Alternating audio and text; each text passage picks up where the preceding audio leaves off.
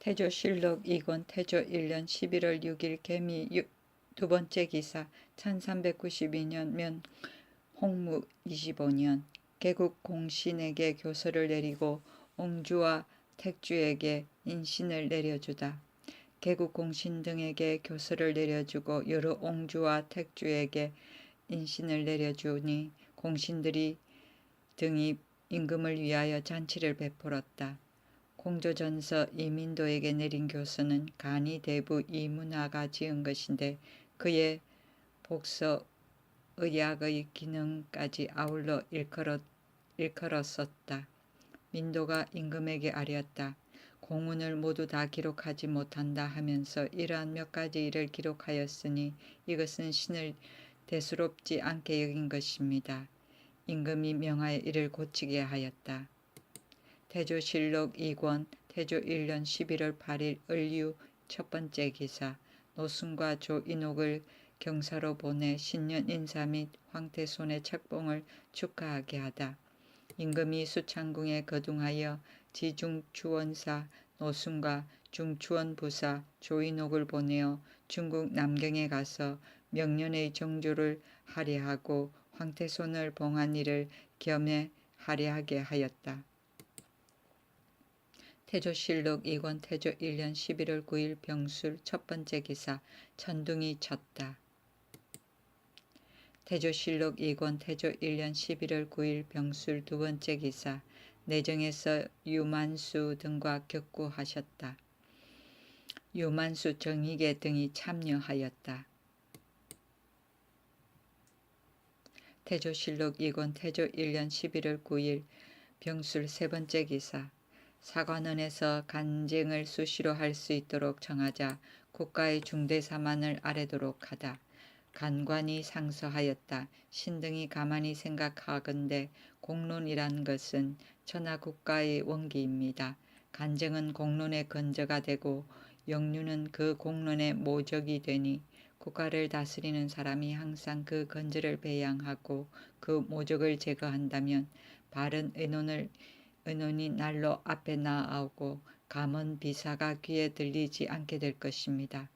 옛날에 우왕은 순제의 시대를 당하여 맨 먼저 도리에 따르면 길합니다 라는 모훈을 아래고는 놀이를 좋아하지 마소서라고까지 경계하는 데 이르렀으며 중회는 당왕의 시대에 있어서 누누이 간언을 따르고 거절하지 말 것이며 남의 말을 먼저 듣지 않고 자기 생각대로 한다면 소견이 좁아집니다는 말로서 아뢰었으니 이것이 모두 치세를 근심되게 하고 명철한 군주를 위태하게 한다는 뜻입니다.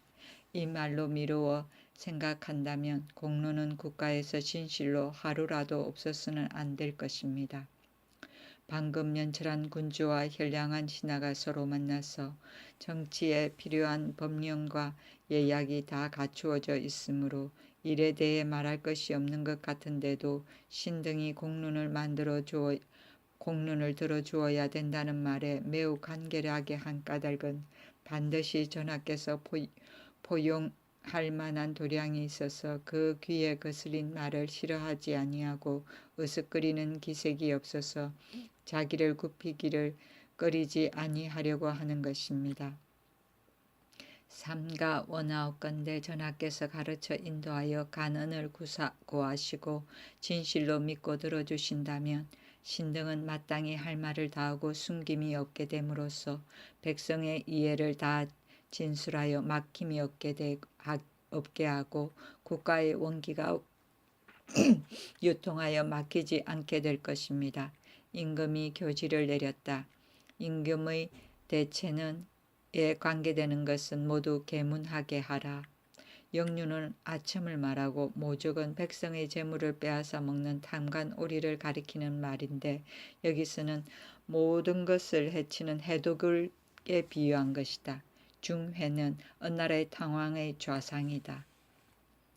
태조실록 2권 태조 1년 11월 9일 병술 네 번째 기사 판사 제감사 이을수에게 말 1,000匹를 끌고 요동에 가서 넘겨주게 하다.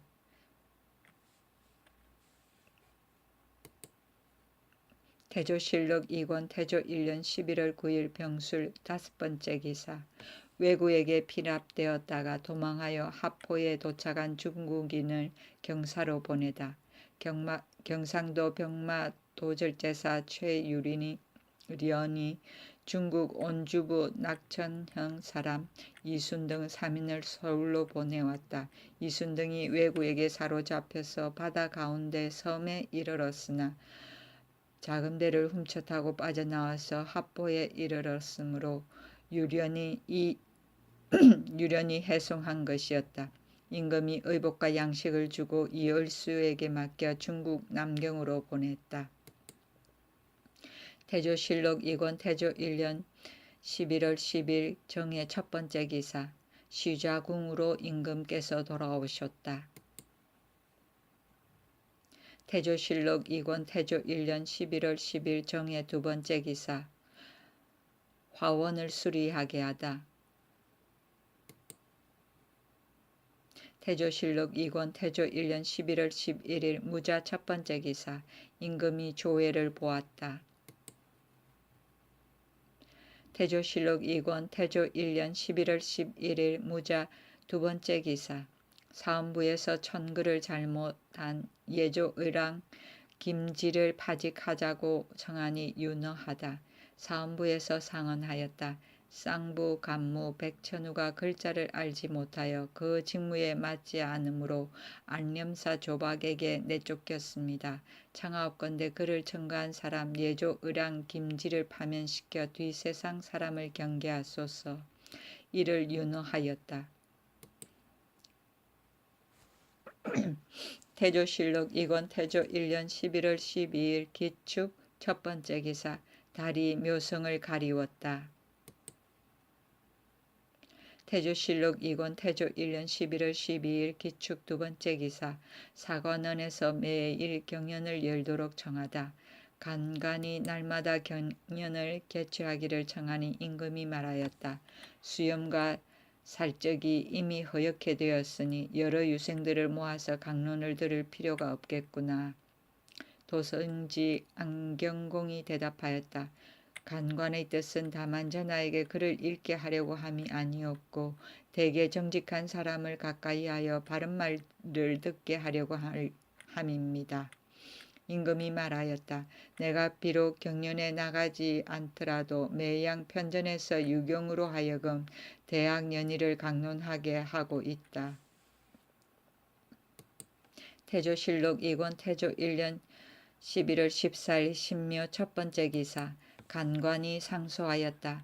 전일에 상언한 바 간언을 들어주어야 된다는 설은 윤호를 얻었는데 비록 신등이 견식이 얕고 재주가 쓸모없지만은 어찌 감히 애매한 말로서 우러러 임금에게 듣기를 요구하겠습니까? 신등이 듣자옵건대 군주의 마음은 정치를 하는 근원입니다. 마음이 바르면 모든 일이 따라서 바르게 되고 마음이 바르지 않으면 온갖 욕심이 이를 공격하게 되니 그런 까닭으로 존양 성찰의 공부를 지극히 하지 않을 수 없습니다. 순재의 긍긍업과 탕왕과 문왕의 율육익익은 곧 그 세상이 태평하고 활락해진 근본입니다. 한 가지라도 혹시 이에 어긋나서 아첨한 말을 달게 여긴다면 공관과 장우의 무리들이 나와서 마음이 날로 안일해질 것이며 신선을 사모한다면 문선 장군과 오리 장군의 무리들이 나와서 마음이 날로 방탕해질 것입니다. 그렇다면 천하의 국가를 다스리는 사람은 그 마음을 바로잡을 것을 생각하지 않겠습니까? 선유 진덕수가 대학 연의를 지어 경연을 올렸는데 그 글이 맨 처음에 제왕의 정치하는 차례로 시작하고 다음에 제왕의 학문하는 근본으로 편차하여 자기의 몸과 마음으로부터 시작하지 않은 것이 없으니 이것이 이른바 강이요. 맨 처음에 도수를 밝히고 인재를 변별하며 정치하는 대세를 상심하고 민정을 살피는 일로서 시작하는 것은 경물치지의 요령이요. 다음에 경외를 숭상하고 인욕을 경계하는 일로서 편차한 것은 성의 정심의 요령이요. 그 다음에 은행을 삼가하고 위의 일을 바르게 하는 일로서 편차한 것은 수신의 요령이요 그 다음에 배필을 소중히 여기고 내치를 엄격히 하고 국본을 정하고 척속을 가르치는 일로서 편차한 것은 제가의 요령이니 이것이 이른바 목입니다. 맨 처음에 성현의 훈전으로서 시작하고 다음에 고금의 사실로서 편차하여 군주의 마땅히 알아야만 될 이치와 마땅히 해야 될 일이 상세히 이에 나타나 있습니다. 삼가 생각하옵건대 전하께서는 잠저에 계실 때부터 서책 보기를 좋아하였으며 왕위에 오르신 후에도 날마다 강론하기를 부지런히 하시니 그 국리 정심의 학문과 수기치인의 방법에 있어서는 진실로 이미 밝게 하시고 자세히 강론하셨을 것입니다. 신등은 견문이 적고 우매하니 어찌 감히 헤아림이 있겠습니까? 그러나 경련을 설치하고서도 한갓 그 명칭만 있을 뿐이지 나아가 강론하는 때가 있다는 말을 듣지 못하였습니다. 전하의 생각에는 반드시 넓은 집과 큰 뜰 안의 어느 곳이든지 학문이 아닌 곳이 없는데 어찌 반드시 일정한 법도에 구속되어 날마다 경연에 나간 후에야 학문을 한다고 할 수 있겠는가 라고 이르실 것입니다.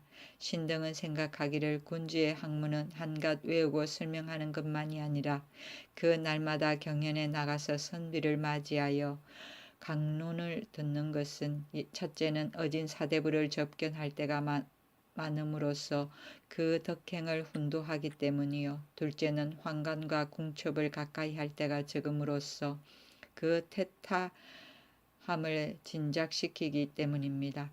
더구나 창업한 군주는 자손들의 모범이 되니 전하께서 만약 경연을 급무 로 여기지 않으신다면 뒷세상에서 이를 핑계하여 구실로 삼아 그 유패는 반드시 학문을 하지 않는 데 이르게 될 것이니 어찌 작은 일이겠습니까? 삼가 원하옵건대 전하께서는 날마다 경연에 나와서 대학을 가져와 강론하게 하여 경물취지 성의 정심의 학문을 연구하여 수신제가 치국평천하의 효과를 이루게 하소서. 임금이 이를 윤호하였다. 존양은 본심을 잃지 않도록 그 착한 마음을 기르며 긍긍업업은 삼가고 두려운 모양을 나타내고 율율익익은 두려워하고 조심하는 모양이며 공광은 한나라 성제 때 사람이고 장우는 한나라 성제 때 사람이며 문성장군은 한나라 무제 때의 방사이고 오리장군은 한나라 성제 때 사람이다. 경물치지란 사물의 이치를 연구하여 궁극의 지식에 도달함을 말하고 국보는 태자를 나타낸다. 태조실록 2권 태조 1년 11월 15일 임진 첫 번째 기사 달이 화성을 범하였다. 태조실록 2권 태조 1년 11월 15일 임진 두 번째 기사 왕실의 비용으로 관음굴에서 중들을 공양하다. 내탕고를 내어 관음굴에서 중들을 공양하였다. 태조실록 2권 태조 1년 11월 16일 개사 첫 번째 기사 천둥이 쳤다. 태조실록 2권 태조 1년 11월 17일 가보 첫 번째 기사 인재의 천거, 음사의 폐지, 부채, 노비의 방면 등 5가지 시무책, 도평의사사에서 아뢰었다. 공조전서 이민도가 상서하여 시무를 논하였으므로 도평의사사에 내려서 헤아려 의논하게 하였습니다. 말한 것이 시무에 간절하므로 그 강요를 뽑아서 조목별로 열거하여 신문하오니 삼가 생각하옵건대 상감께서 살펴 시행하옵소서. 첫째, 현재를 청거하고 폐관을 다스려야 된다고 하였는데 도평의사사에서 의논이 적당하다고 여깁니다. 현재라는 것은 국가의 기본이므로 국가의 치라는 실로 그 진태에 매여 있습니다. 제갈무가 총나라 후주에게 말하기를 현신을 친근히 하고 소인을 멀리한 것은 전한의 흥융한 까닭이요 소인을 친근히 하고 현신을 멀리한 것은 후한이 경퇴한 까닭입니다. 하였으니 이 말은 실로 1000년 동안의 격언입니다. 고려의 말기에 간사한 소인을 임용하고 충성스럽고 선량한 신하들을 내쫓아서 스스로 멸망에 이르게 된 것은 전하께서 친히 보신 바입니다.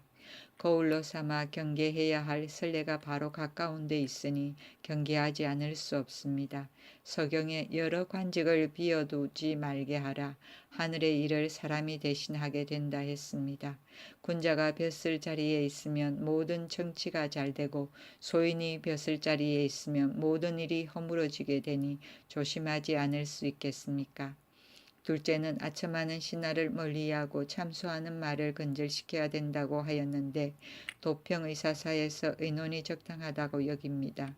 아첨하는 사람은 인주의 뜻과 욕심을 잘 받들어 맞추게 되니 아주 간사한 사람은 충성스러운 것 같습니다. 그런 까닭으로 인주는 알지 못하고서 도리어 이를 충성이라 하여 말은 듣지 않는 것이 없으며 계책은 따르지 않는 것이 없어서 시비를 변란시키고 충량을 무함하는 데까지 이르게 됩니다. 삼가 바라옵건대 전하께서는 사람을 임용하실 즈음에는 그 충성한 사람과 아첨한 사람을 분별하여 그것이 서로 섞이지 말게 하소서. 대저 공명정대하여 임금이 싫어하는 안색을 범하면서까지 간쟁하는 사람은 충신이고 예예하고 공손히 대답하면서 임금의 뜻을 순종하여 거스르지 않는 사람은 영신이니 진실로 충신인 줄 알면서 진용하여 가까이하고 진실로 영신인 줄 알면서 물리쳐 내쫓으소서. 셋째, 종묘를 세우고 음사를 금지해야 될 것이니 고려 왕조께서는 음사를 숭상하여 혹은 신은 하나인데도 몇 곳에 나누어 제사 지내도록 하며 혹은 하루 동안에도 몇 곳에서 제사를 2번 지내게 하여 제사의 예전을 번독하고 문란하게 하여 멸망에 이르렀다고 하였는데 도평의사사에서 의논을 적당하다고 여깁니다. 방금 하늘의 뜻에 순응하여 천명을 받아 한 시대의 정치를 혁신하게 되었는데 다시 고려 왕조의 폐단을 따르게 할 수 없으니 예조로 하여금 상정하여 시행하게 하소서. 넷째, 포백의 징수를 금지해야 된다고 하였는데 도평의사사에서 의논이 적당하다고 여깁니다. 서경에 금전으로 형을 속하게 한다 하였으니 태형과 장형으로부터 사형죄에 이르기까지 정상이 불쌍히 여길만 하고 법이 슬피 여길만 한 것은 금전을 징수하여 속하게 하였습니다. 고려 왕조에서 포백을 징수한 것도 대개 그 유지이었으나 그 말기에 와서는 이미 형벌을 쓰고 또 속하게 되니 죄인을 불쌍히 여겨서 법을 쓴 뜻에 어긋납니다. 지금부터는 중앙과 지방에 영을 내리어 2가지를 겸해 시행하지 못하게 하소서. 다섯째는 부채 노비를 금지해야 된다고 하였는데 도평의사사에서 의논이 적당하다고 여깁니다. 우리 조정에서는 양민과 천민의 법이 매우 엄격한데 양민 가운데 부채를 갚지 못한 사람을 영구히 노비로 삼으니 매우 이치에 맞지 아니합니다. 지금부터는 부채를 갚지 못하면 제공한 전국의 수량을 노비 역가의 수량과 비교하여 부채의 수량을 다 갚은 사람은 방면하게 하고 일본 일리로 하여 함부로 역사하지 못하게 하고 이를 일정한 규정으로 삼고 어긴 사람이 있으면 양민을 압박하여 천민으로 삼는 죄로 논제하게 하소서. 임금이 말하였다. 그 음사의 금지는 예조에 내리어 상세히 상정하여 보고하도록 하라. 제갈무후는 제갈량을 말한다. 태조실록 2권 태조 1년 11월 18일 을미 첫 번째 기사. 수창궁에서 황태손의 생일을 축하하는 의식을 갖다. 황태손 천추절을 할애하였다. 천추절은 황태손 황태자의 생일을 나타낸다. 태조실록 2권 태조 1년 11월 19일 병신 첫 번째 기사. 햇무리가 졌다. 태조실록 2권 태조 1년 11월 19일 병신 두 번째 기사 상위 중추원사 황희석을 개국공신 2등의 예에 준하여 포상하라는 교지를 내렸다. 상위 중추원사 황희석은 내가 잠저에 있을 때부터 상시 휘하에 있으면서 방어한 공로가 있었다.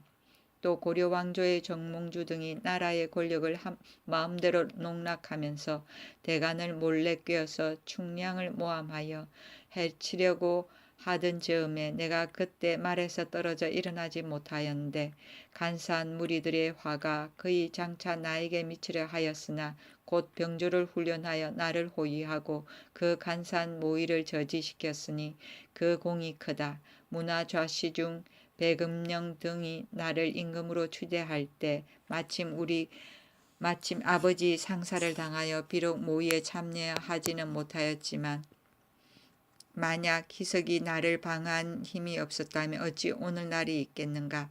요사이 원종 공신의 예로 칭호를 내리는 것은 내가 공을 보답하는 뜻에 있어서 대단히 흡족치 못하니 개국 2등 공신 윤호의 예로 칭호를 내릴 것이다.